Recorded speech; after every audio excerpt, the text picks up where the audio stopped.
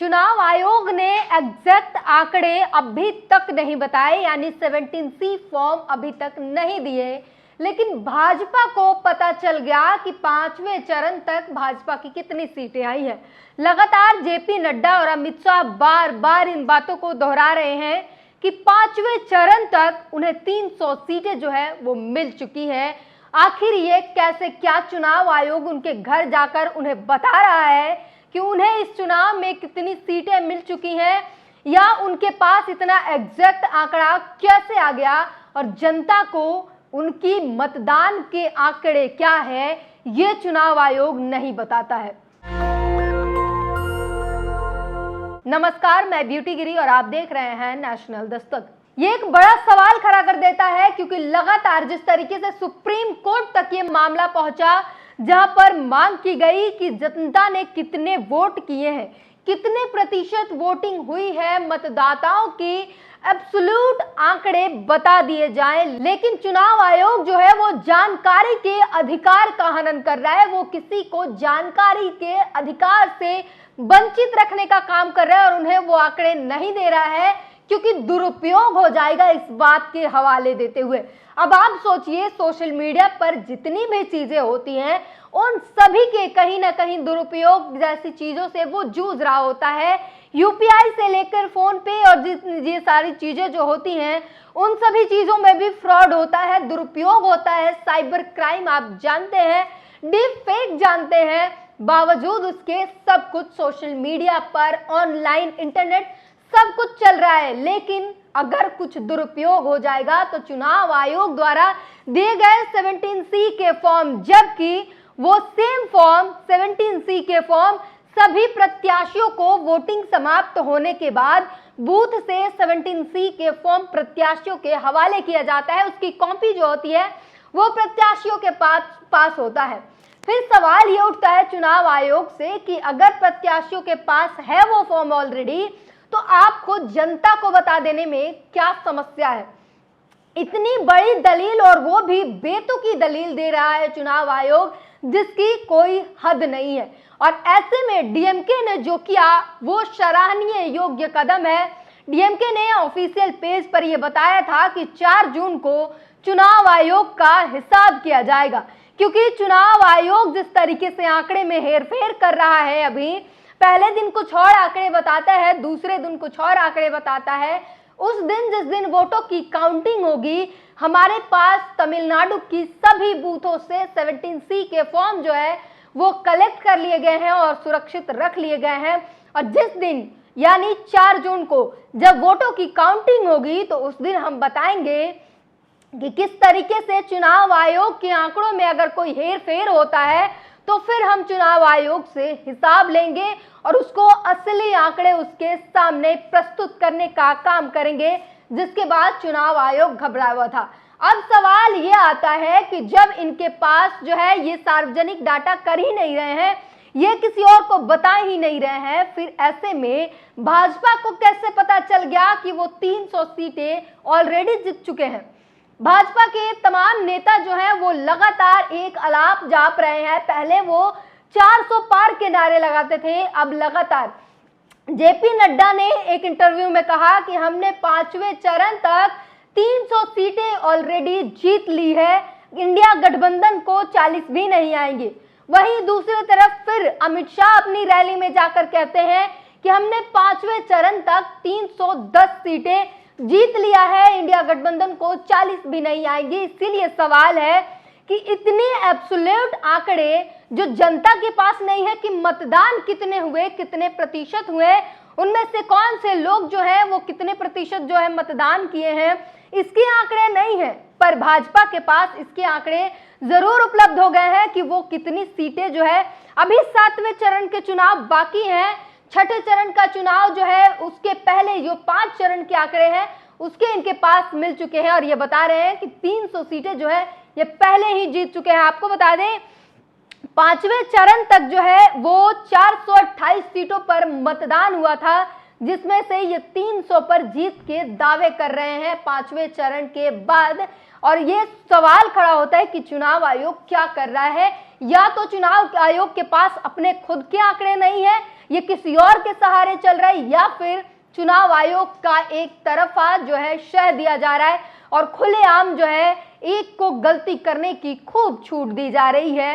तमाम इस तरीके के सोशल मीडिया पर खबरें वायरल है और लोग चुनाव आयोग को लेकर जिस तरीके से चुनाव आयोग की विश्वसनीयता गिरी है वो आप सभी को मालूम है। चुनाव आयोग कहता है कि आंकड़ों के दुरुपयोग हो जाएंगे, इसलिए हम 17C फॉर्म जो है सार्वजनिक नहीं करेंगे। वहीं दूसरी तरफ जहां ईवीएम पर सवालिया निशान खड़ा है, चुनाव आयोग पर सवाल कर रहे हैं जनता, ईवीएम पर किसी भी तरीके से जनता को रत्ती भर भी भरोसा नहीं है, बावजूद उसके वोटरों के साथ खिलवाड़ किया जाता है। और जौनपुर में जो तस्वीरें देखी आपने वो तो आपको याद ही होगा किस तरीके से अवैध ईवीएम ट्रक में भरकर कंट्रोल रूम के बाहर पाए गए। अगर वो ईवीएम मिल जाता उन ईवीएम के साथ जिनमें वोटिंग जिनमें लोगों की मत थे उनसे मिल जाता तो उसके बाद आंकड़ों के साथ क्या होता यह आप अंदाजा लगा सकते हैं। सिर्फ एक गलती समझ के जो है गलती मानकर उसे हटा दिया गया था, लेकिन सवाल यही था मेरा पिछले वीडियो में भी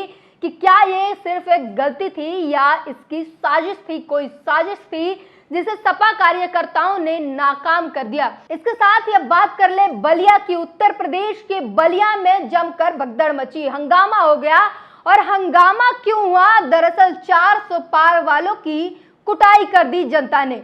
एबीपी वहां पर कवरेज कर रही थी और जानने की कोशिश कर रही थी किसकी कितनी सीटें आएंगी, और लाइव डिबेट के दौरान जनता में हंगामा मचा और 400 पार वाले जो नारे लगा रहे थे उनकी जनता ने कुटाई कर दी, क्योंकि जनता नाराज है। जनता नाराज है पेट्रोल के दाम से, डीजल के दाम से, महंगाई से, आटा चावल दाल तेल की जो महंगाई जो है आसमान छूते जा रही है, उन महंगाई से परेशान है, करप्शन से परेशान है, भ्रष्टाचार से परेशान है।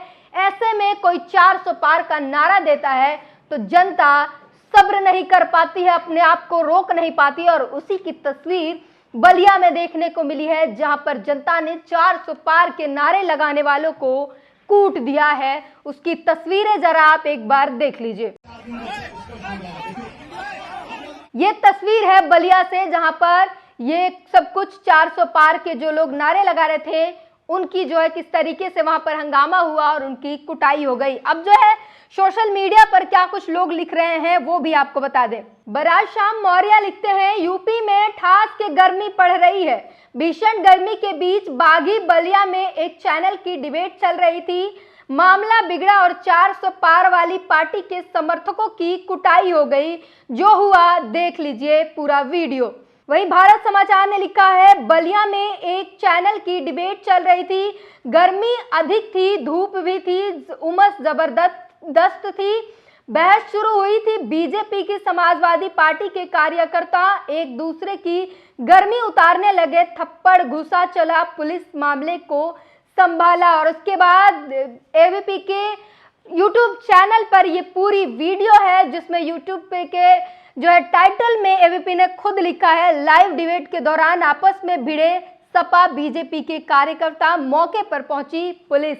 तो लोकसभा चुनाव की कवरेज चल रही थी और इस दौरान जो है बलिया में 400 पार के नारे लगाने वालों की कुटाई हो गई और जो है जनता ने बर्दाश्त नहीं कर पाई ये 400 के नारे, क्योंकि जनता नाराज है। अब जो सवाल है ये आपको बता दें किस तरीके से 5 चरण में ही बीजेपी 310 के पार, कांग्रेस 40 के अंदर। गृह मंत्री अमित शाह का दावा। सिद्धार्थनगर पहुंचे केंद्रीय गृह मंत्री अमित शाह ने चुनावी रैली में संबोधित करते हुए दावा किया कि उन्होंने कहा कि पहले 5 चरण के मतदान में ही भाजपा 310 सीटें पार कर गई है और कांग्रेस पार्टी इस बार 40 सीटें भी नहीं मिल रही हैं। वहीं एनडीए बीजेपी 5 चरणों के चुनाव में ही 300 का आंकड़ा पार कर चुके हैं। ईटीवी भारत पर बोले जेपी नड्डा। तो इस तरीके से बयान जो आ रहे हैं भारतीय जनता पार्टी से कि 5 चरणों के चुनाव में ही बीजेपी को 300 सीटें तो 310 सीटें मिल चुकी हैं। इतनी जो है कॉन्फिडेंस के साथ जो ये दावा किया जा रहा है, आखिर इनके पास ये आंकड़े आए कहां से? ये जनता जानना चाहती है कि हमें हमारे वोटों का हिसाब नहीं दिया जा रहा है, हमारे वोटों के साथ खिलवाड़ किया जा रहा है।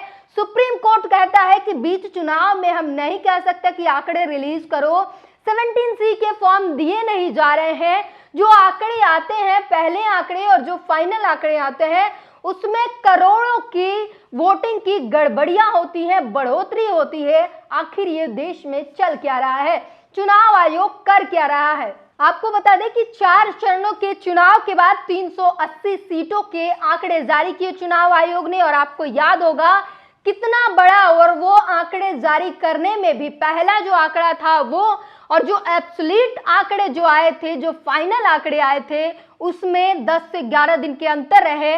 और उस अंतर में ना सिर्फ दिन के अंतर दिखे, बल्कि वोटों की प्रतिशत जो थी वो पहले वाले आंकड़े से बढ़कर जो है 6 से 8-9% जो है वो आंकड़े बढ़ जाते हैं। करोड़ों में जो है वोटों की संख्या बढ़ जाती है, जो ये वोट किसी भी सरकार को गिराने और बनाने का काम कर सकती है। इस तरीके का ये काम हो रहा है और चुनाव आयोग आखिर क्या कर रहा है, ये एक बड़ा सवाल है। इस पूरी बातचीत पर अपनी प्रतिक्रिया जरूर दीजिए। क्या बलिया में जो हुआ वो उस पर अपनी प्रतिक्रिया जरूर दीजिए। क्या बीजेपी के पास अपने आंकड़े पहुंच गए हैं? ये कैसे जो है बीजेपी दावा कर रही है कि इनके पास 300 सीटें जो है 5वें चरण तक आ चुकी हैं। आखिर इनके पास इतने एब्सोल्यूट आंकड़े आए कहां से और जनता को उनके आंकड़े क्यों नहीं मिल पा रहे हैं? नेशनल दस्तक की आपसे गुजारिश है कि अगर इसको बचाना चाहते हैं तो नेशनल दस्तक को सब्सक्राइब करने के लिए रेड कलर के सब्सक्राइब बटन को दबाएं, फिर बेल आइकन की घंटी दबाएं। नेशनल दस्तक को बचाने के लिए बहुत जरूरी है कि हर खबर को शेयर करें, लाइक करें, कमेंट जरूर करें।